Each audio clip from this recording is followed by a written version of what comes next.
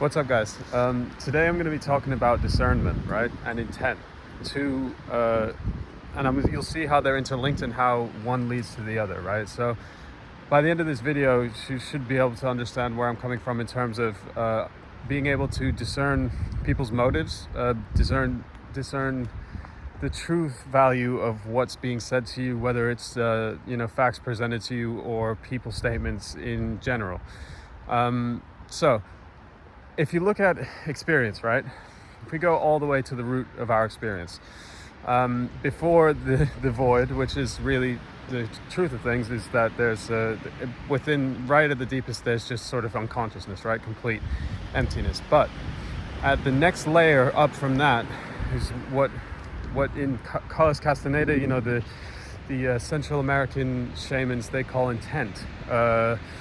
And it doesn't matter, I'm just using that word because it's a good word for it. It gets the point across, which is at the most base layer of our conscious acting being is this force.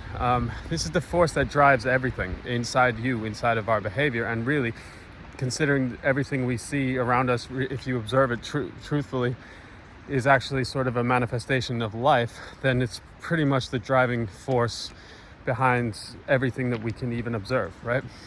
So I'm just going to try and describe for you so that you can maybe go back into yourself and find this place in you, which is it's like the force. It's the core driver within each and every one of us that gives us, it's the motivation, you might call it, but it's really at core, it's the active principle within you, the sort of life force, right? And that in itself is directed towards certain things. Like, as you're watching this video, if you observe, what is the intent of actually what you're trying to learn? What are you looking for? Now that's the first part, right? Because if you get down to the point of your own intent, right, and you really closely observe your intent, your driving force, then what you'll notice is that as you start to analyze the qualities of your intent and how different intents in you lead to different behaviors, which are autonomic and completely pretty much unconscious, in terms of, you'll notice all these different characteristics in terms of your posture, your facial expressions, in all these different, the way that your body reacts to this force that you have the power over to control. Then you'll be able to begin to notice in other people what's their underlying intent, right? So when people are talking to you, you have to assume that in all cases, we're always motivated by something. That's literally the prerequisite for actually doing anything at all.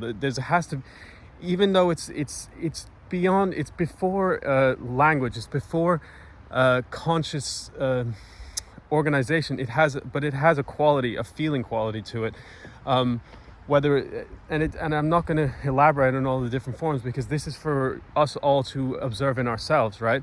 But what I'm saying is that when it comes to discernment, right, because this is the thing that comes up, especially now when there's so much deception going on, the most valuable way of actually discerning the quality or the reason behind why someone's presenting you with something is to observe your own intent, right? And to get really good at understanding your intent. But also, just on the sideline, this is the most valuable thing in life at all. If you want to do anything, if you have any level of confusion about what you're doing, why you're doing it, you need to go down to the level of your own intent. And this is a meditative practice. This is why, the reason why I'm making these videos is because, again, through decades, about 15 years, I've been specifically focused on trying to understand what's going on in the world. How is it possible that although we're told, or we're under the impression that we're at the sort of peak of society, why is it possible that basically it's just leading to complete and utter destruction, that every system that we see is totally, it seems, geared towards suffering for everyone. But in that, through studying meditation for a very long time, different forms of philosophy, actually going into university and studying philosophy and doing very well at it, and then being trained in the Taoist, the Eastern mystical philosophy, and also all the practices involved with that. I'm now making these videos so that I can get across to anyone who resonates with my energy, basically, because the fact is, if you see somebody's face and you know whether or not they've got something for you. So anyone who's at this point in their lives, where you're talking with me basically now, I want to get across to you what is the core aspects of all these programs, training programs that have been developed through history, and what to get out of them. Because the fact is, right, again, back to intent. Right now, there's this explosion of people talking about spiritual practices, self-development, and all this stuff. But the reality is that a lot of these people are just looking for a way to get money. And I'm like charlatanism. It's a very old profession, right? So you find there are seeds of truth in everything that everyone says, right? But the fact is that if the intent is off, then you're not going to get what you're looking for, right? And 9 times out of 10, if someone is taking the position of being some sort of leader, where what they're selling you doesn't have any literal material quality to it, like they're not selling you a product, then a lot of the time their intent deep down is to keep you needing them as a leader, right? So they get customers, they get paid by their clients, and you have to keep going back to them. Now, what I want to get across here is that really the whole process of all spiritual practices and all philosophy is allow a person to get to the point where you're not asking anyone else to determine for you whether or not you think something is right, and be the determinant of your action, right? That requires that you go down deep enough to get to the point of analyzing your own intent, and then using that intent, that focus, to find things out. The interesting thing, right, is that the number one sort of blocker to people, being their own leader, basically, is doubt. And doubt is an emotion, and the emotions are they're like the next layer. After your intent, you have emotions, right? But coming from the outside, as we all are, because we mostly live in the sort of area of abstraction. We mostly live in the area of theory, words, concepts, right? This is why I do so much talking about concepts, because at this state in society, the way that we're all trained is that we're living in the conceptual realm. This is where we do this is the level where we have most of our identity, right? And that going deeper into yourself to the point of being able to take control of your own becoming your own leader, your own driving force, requires that you have to break through the emotional layer, which is doubt. Basically, what I'm saying is that if you have the intent and you are going out looking for information, you want to know what the truth is about life, then the biggest worry is doubt. Basically, that's the biggest thing that will stop people from actually trusting their own intuition, right? And that is something that can be overcome through a couple of things. Like exercise is really good if you're not in great shape.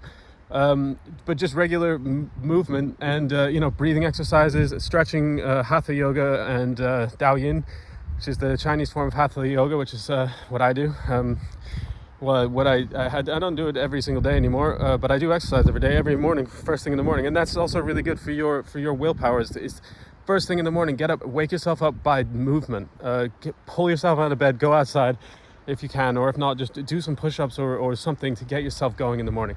Now, this is a side point, but when it comes to discernment, what I'm saying is that the most important thing is to get yourself down to your own core motivate, to insert the predominant aspects of your identity, or your most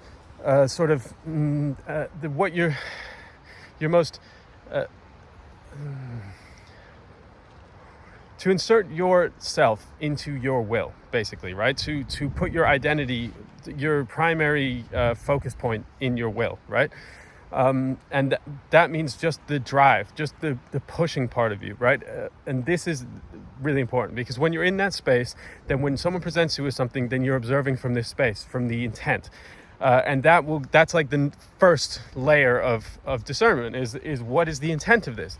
And how will that manifest is that when you're observing from intent, someone present you with something, whatever it is, and you will get all this.